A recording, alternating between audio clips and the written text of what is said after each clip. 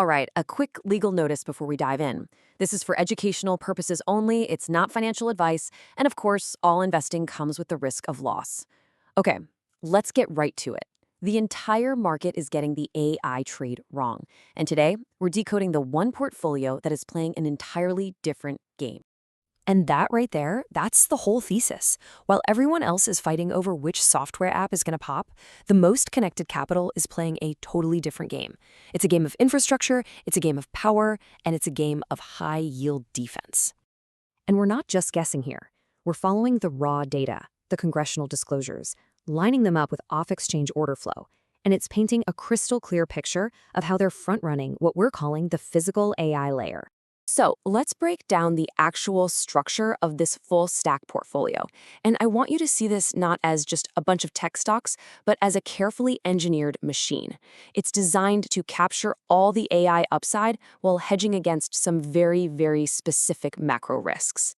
Okay, so look at the actual holdings. You see the usual suspects, right? The high beta AI plays, NVIDIA for the chips, Alphabet and Amazon for the cloud. But look closer. Notice the size of that last trade for AllianceBernstein. That's a massive buy, between $1 and $5 million. That is the first huge clue that this is way more than just a simple bet on tech growth. And this is how it breaks down. It's really a two-part strategy. On the left, you've got the high-growth engine, the sexy stuff. But on the right, you have the anchor, the physical layer. Vistracorp, a major nuclear grid player, is basically your electricity hedge. And AllianceBernstein gives you a high-yield, stagflation-resistant hedge. This portfolio is built to win in more than just a bull market.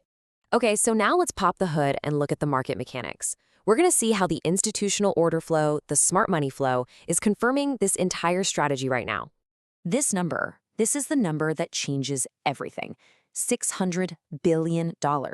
That's the combined 2026 capital expenditure guidance from the big five hyperscalers. Think about that. That is a tidal wave of cash flowing directly into AI infrastructure, and it creates an undeniable tailwind for the companies actually building it. And we can actually see the institutional footprints in the off-exchange data. Look at this on your screen. In late March, there were massive dark pool buy prints in NVIDIA. We're talking over $2.69 billion. At the same time, the dark index, or DIX, which literally measures this hidden buying pressure, it shot above the 55% threshold. This is hard evidence of huge funds accumulating massive positions away from the public eye. So let's just translate this into plain English. The algos, the quants, the big funds, they all know a very simple truth. The most advanced AI chip in the world is just a shiny rock without electricity. The most powerful LLM is useless without a data center. So smart money is buying the tech for sure, but they are anchoring it heavily with the physical grid and high-yield asset managers to survive the very stagflation that this AI build-out could actually create. Before we map out the bear and black swan scenarios for this trade, hit subscribe so you don't miss our weekly dark pool audits. All right, let's wargame the three most likely outcomes for this portfolio. How is it actually designed to react under different macroeconomic pressures? Because this is where that hedging strategy really truly shows its genius. BNY's institutional outlook gives us a really solid, probabilistic framework to work with. They're putting a 50% chance on an expansion or a bull scenario, with the S&P potentially returning 17%. But, and this is key, they're also assigning a 30% probability to a stagnation or bear scenario with a negative 13% return. This portfolio is built to handle both realities. So in the bull case, everything just works. That $600 billion in capex floods the market, the Fed starts cutting rates, and that high beta AI stock, your NVIDIA, Google, Amazon, goes into pure price discovery mode. This is the scenario where the left side of that portfolio absolutely flies. But then you have the bear case. Inflation, fueled by this massive infrastructure spend and energy demand, reaccelerates. The Fed is forced to hike rates, which crushes high multiple growth stocks. In that world, capital flees from software and rushes into the safety of real assets, like Vistra's nuclear power plants and the defensive stagflation-resistant yield that AllianceBernstein offers. The hedge activates. And finally, you've got the black swan. This one isn't about macro, it's about pure regulatory risk.